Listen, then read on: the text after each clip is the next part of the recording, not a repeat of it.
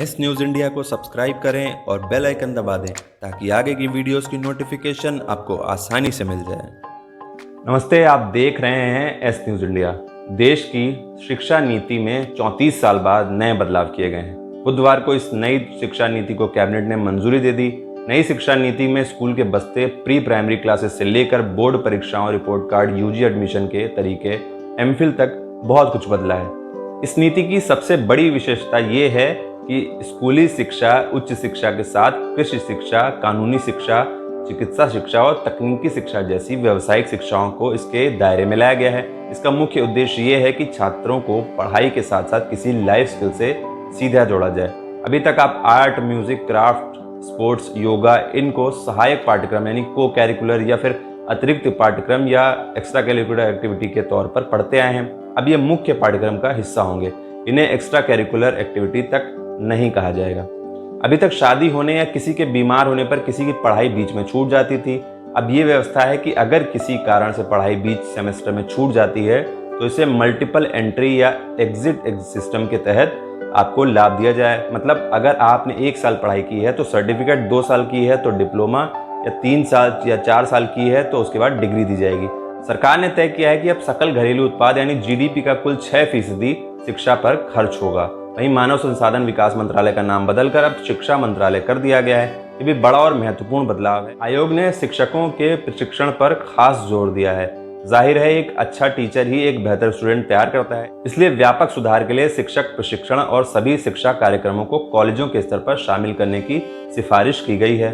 सरकार अब new national curriculum framework तैयार करेगी। इसमें ईसीई, स्कूल टीचर्स और एडल्ट एजुकेशन को जोड़ा जाएगा। बोर्ड एग्जाम को भाग में बांटा जाएगा। अब 2 बोर्ड परीक्षाओं के तनाव को कम करने के लिए बोर्ड 3 बार भी परीक्षा करा सकता है। इसके अलावा अब बच्चों के रिपोर्ट कार्ड में लाइफ स्किल्स को जोड़ा जाएगा। जैसे कि आपने अगर स्कूल में कुछ अलग सीखा है तो इसे आपके रिपोर्ट कार्ड में जगह मिलेगी, जिससे बच्चों में लाइफ स्किल्स का भी विकास हो सकेगा। अभी तक रिपोर्ट कार्ड में ऐसा कोई प्रावधान नहीं था। सरकार का लक्ष्य है कि वर्ष 2030 तक हर बच्चे के लिए शिक्षा सुनिश्चित की जाए। इसके लिए एनरोलमेंट 100% तक लाने का लक्ष्य है। इसके अलावा स्कूली शिक्षा के निकलने के बाद हर बच्चे के पास लाइफ स्किल भी होगी, जिससे वो जिस क्षेत्र में काम शुरू करना चाहे तो वो आसानी से कर सकता है। नई राष्ट्रीय शिक्षा नीति 2020 में राष्ट्रीय परीक्षा एजेंसी द्वारा उच्च शिक्षा संस्थानों में प्रवेश के लिए कॉमन एंट्रेंस एग्जाम का ऑफर दिया जाएगा। न्यू एजुकेशनल पॉलिसी के अनुसार नेशनल टेस्टिंग एजेंसी को अब देश भर के विश्वविद्यालयों में प्रवेश के लिए प्रवेश परीक्षा आयोजित करने के लिए एडिशनल चार्ज दिया जाएगा। इसमें वो हायर एजुकेशन के लिए यानी कॉमन एंट्रेंस परीक्षा का आयोजन कर सकता है। एनटीए पहले से ही all India engineering exam, JEE mains, medical प्रवेश परीक्षा, नीट, यूजीसी नेट, दिल्ली विश्वविद्यालय, जवाहरलाल नेहरू विश्वविद्यालय जैसे केंद्रीय विश्वविद्यालयों में प्रवेश के लिए प्रवेश परीक्षा आयोजित करता है। रिसर्च में जाने वालों के लिए भी नई व्यवस्था की गई है। उनके लिए 4 साल के डिग्री प्रोग्राम का विकल्प दिया जाएगा, यानी 3 साल की डिग्री के साथ 1 साल एमए करके एमफिल की जरूरत नहीं होगी। इसके बाद सीधे पीएचडी में जा सकते हैं। इसका मतलब ये हुआ कि सरकार ने नई शिक्षा नीति में अब एमफिल को पूरी तरह खत्म करने की बात कही है। मल्टीपल डिसिप्लिनरी एजुकेशन में अब आप किसी एक स्ट्रीम के अलावा दूसरा सब्जेक्ट भी ले सकते हैं। यानी अगर आप इंजीनियरिंग कर रहे हैं और आपको म्यूजिक का शौक है तो आप उस विषय को भी साथ में पढ़ सकते हैं। अब स्ट्रीम के अनुसार सब्जेक्ट लेने पर जोर नहीं होगा। पहले जैसे स्ट्रीम के अनुसार सब्जेक्ट का चुनाव करना होता था, अब उसमें भी बदलाव आएगा।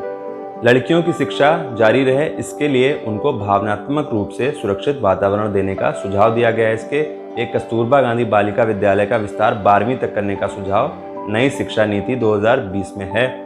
यूएस की एनएसएफ यानी नेशनल साइंस फाउंडेशन की तर्ज पर सरकार एनआरएफ यानी नेशनल रिसर्च फाउंडेशन ला रही है। इसमें न केवल साइंस बल्कि सोशल साइंस भी शामिल होगा। ये बड़े प्रोजेक्ट की फाइनेंसिंग करेगा।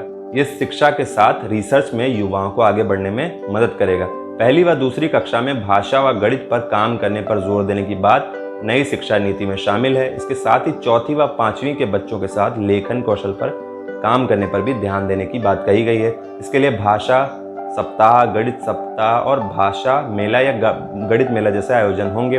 अर्ली चाइल्डहुड केयर एवं एजुकेशन के लिए कैरिकुलम एनसीईआरटी द्वारा तैयार होगा। इसे 3 से 6 वर्ष के बच्चों के लिए डेवलप किया जाएगा। इसमें बुनियादी शिक्षा के लिए फाउंडेशनल लिटरेसी एवं न्यूमरेसी पर नेशनल मिशन शुरू किया जाएगा। इसके लिए राष्ट्रीय शिक्षा नीति में गिफ्टेड चिल्ड्रन एवं गर्ल चाइल्ड के लिए विशेष प्रावधान किया गया है। इसके अलावा पॉलिसी में कक्षा 6 के बाद से ही वोकेशनल स्टडी को जोड़ा जाएगा। शिक्षकों के सपोर्ट के लिए टेक्नोलॉजी के इस्तेमाल को प्रोत्साहित करने की भी बात नई शिक्षा नीति में शामिल है। इसके लिए कंप्यूटर, लैपटॉप और फोन इत्यादि के जरिए विभिन्न ऐप का इस्तेमाल करके शिक्षण को रोचक बनाने की बात कही गई है। उम्मीद है इस नई नीति से कम कुछ बदलाव शिक्षा के क्षेत्र में ज़रूर आएगा, और ये भी उम्मीद है कि आपको ये वीडियो ज़रूर पसंद आया होगा। तो चैनल को सब्सक्राइब करना बिल्कुल ना भूलें।